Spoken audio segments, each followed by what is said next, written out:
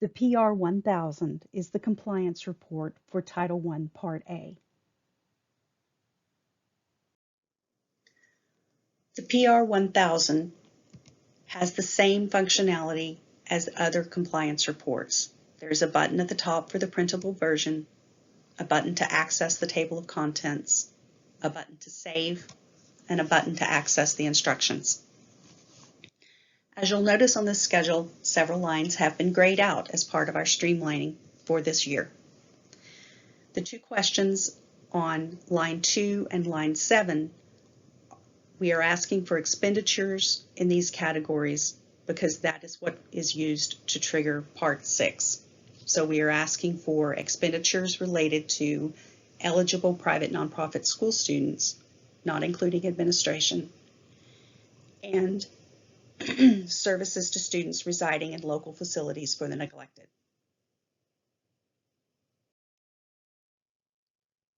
Part 2, we are asking for estimated expenditures for school-wide campus budgets and targeted assistance campus budgets.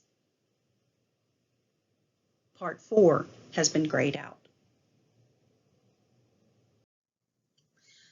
Part 5, student participation, looks a little bit different than it did last year.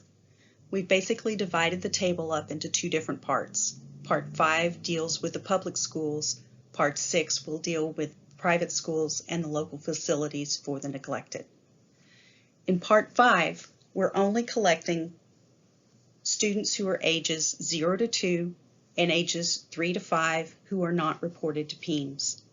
All of the other ages for public schools, all of the other grade levels for public schools are collected through PEEMS. So on this compliance report, we are only getting ages 0 to 2, 3 to 5 for students who participated in a Title I school-wide program or a targeted assistance program. We are then collecting for those students separated out by gender and by ethnicity, so that when the LEA has completed this section, the totals for each of these will match. 0 is an acceptable entry.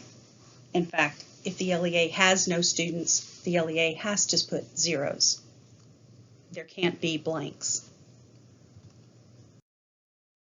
On Part 6, let me make that a little bit bigger so you guys can see.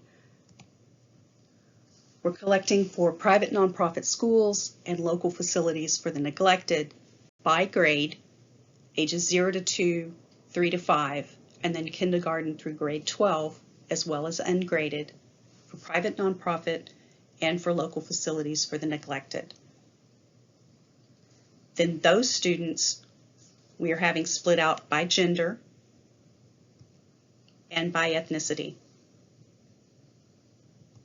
with the requirement that each of the sections' totals match.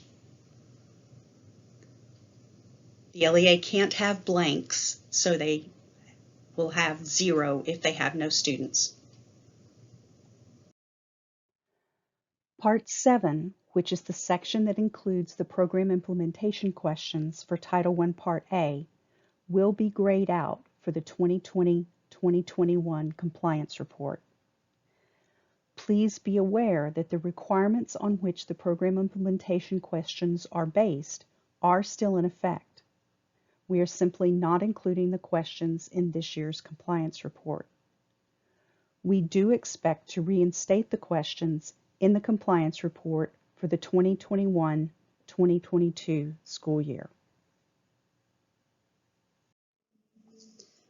Part 8 is an optional field that the LEA can use to record any additional data that they need to submit to the agency. Once the PR1000 is complete, the LEA must hit the Save button to allow the validations to run to ensure that all of the fields have been completed correctly.